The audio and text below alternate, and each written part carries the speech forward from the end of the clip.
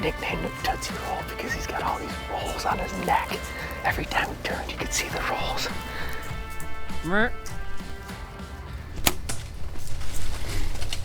Oh my God. Dude, hanging bang. God, I love Kansas.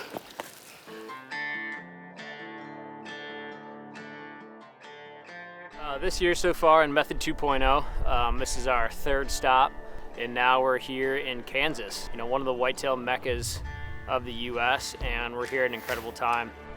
The story kind of remains the same, right? Like, the gear we're putting into the field is stuff that's already been through rigorous lab testing, rigorous field testing, and this is kind of like, I would say, the final confirmation, but also our opportunity to show this off to the world. Kansas is really as good as it gets with regards to whitetails, especially in early November. So it sets up pretty cool in the way that you're able to whitetail hunting. So we see kind of a mix of crop fields along the river, scattered timber draws, and then that all kind of mixes in with cattle pasture and CRP and cedars. So it's a pretty diverse landscape in general. A great situation for whitetails. So they grow big, they get to a mature age class, and the way the topography, you know, and land sets up, it's kind of like the perfect recipe for not only giant whitetails, but a really incredible red experience as well.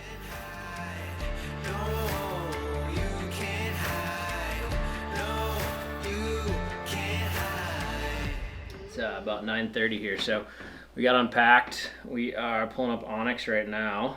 We're gonna get our spot dialed for the AM and be in a tree in, what, 10 hours here, so fingers crossed. It's the perfect time of year to be in Kansas, and we're gonna try and get on them quick. Day one.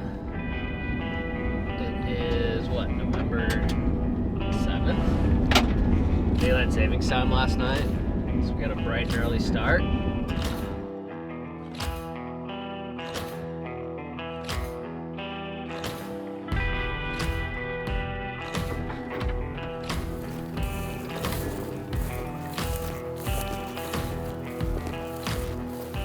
So first morning in Kansas, we got the sun coming up. Beautiful morning. It's gonna be warm today, but a little chill in the air yet this morning, which is awesome. We're sitting in like classic like timber pinch point between two bedding areas. So we're in cattle country here, so it's open pasture, kind of connected by these veins of timber. So this is a great pinch point between two bedding areas. Hopefully get something cruising through, checking for does.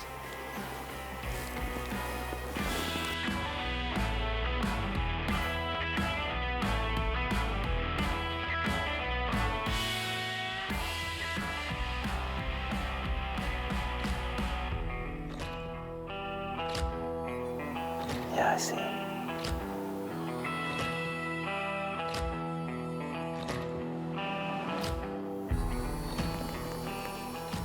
Come this way.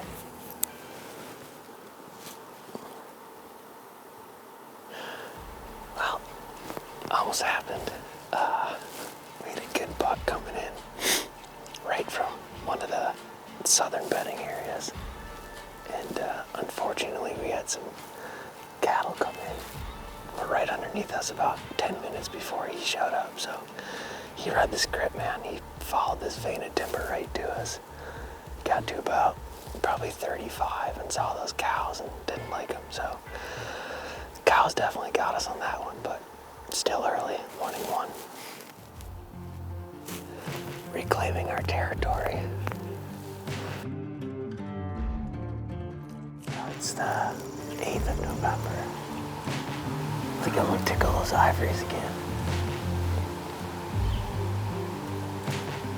Try and stir up the earth a little bit.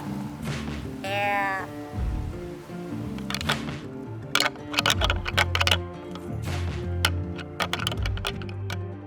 Day two, we got a little bit more invasive and had a really good sit. Saw some deer. They were doing exactly what we thought. Those deer really used that as their main travel corridor.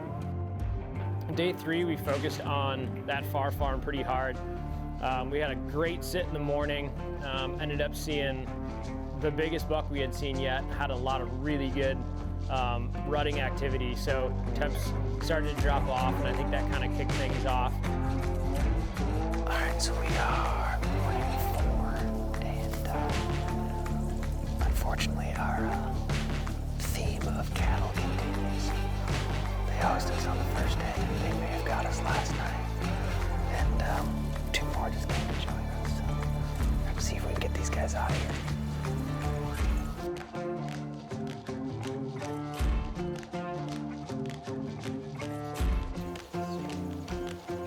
It's a big deer.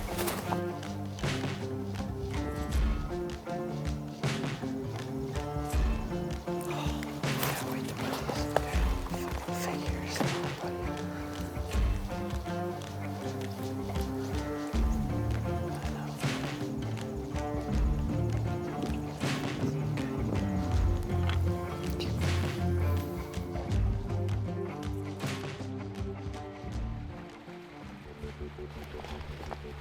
What we did is we actually got up super early. I think we got up about 3:30.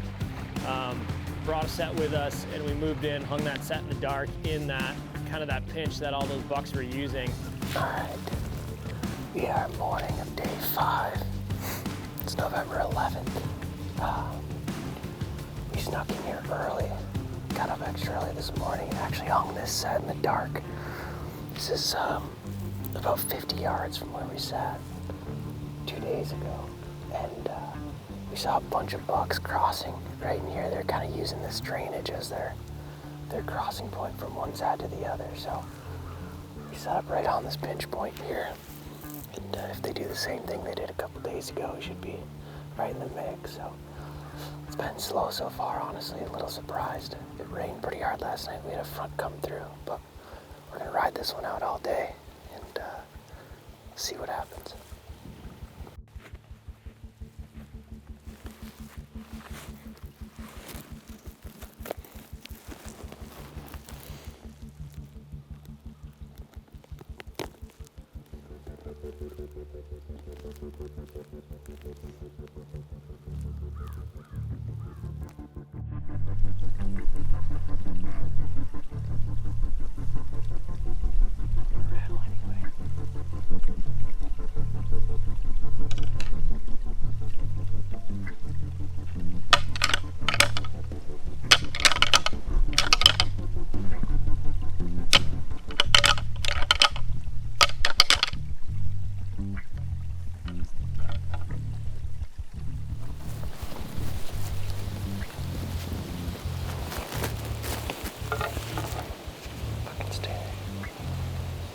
Don't move, don't move.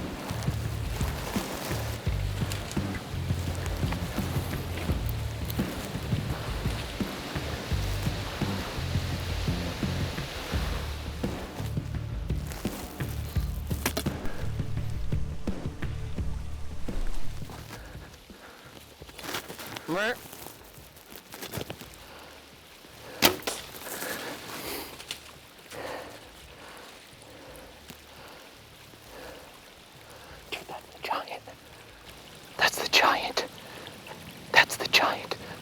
Roll. That's Tootsie Roll. We did kill Tootsie Roll, dude. Oh my god. 8:36, November 11th. We literally hadn't, we saw one spike right away. We have not seen a deer since. We were surprised how slow it was. It was kind of a Hail Mary. He was with a doe, but we hit the horns together and he came off her and he charged. Absolutely charged in here. Didn't even wait a second. And I drew on him. 15-yard shot. 15 yards on the nose. Smoked him. We watched him go down. He's right there.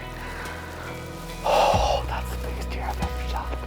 We nicknamed him Tootsie Roll because he's got all these rolls on his neck. Every time he turned, you could see the rolls. He just came into the horns at 15 yards and we hammered him. Oh, yeah, buddy.